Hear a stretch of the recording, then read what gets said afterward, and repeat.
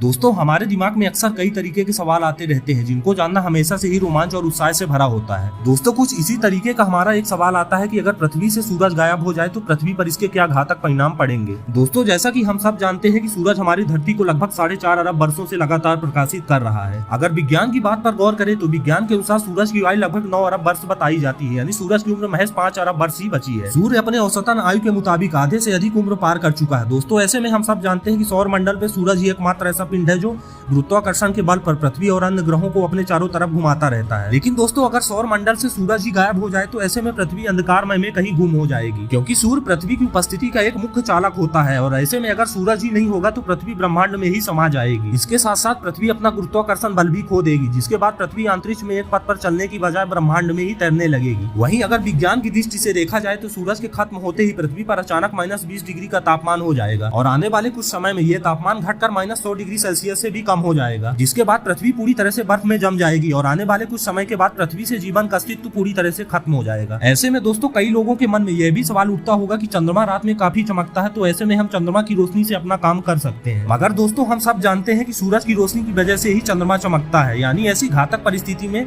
चंद्रमा भी हमारा साथ छोड़ देगा, जिसके बाद पृथ्वी से जीवन का अस्तित्व पूरी तरह से खत्म हो जाएगा।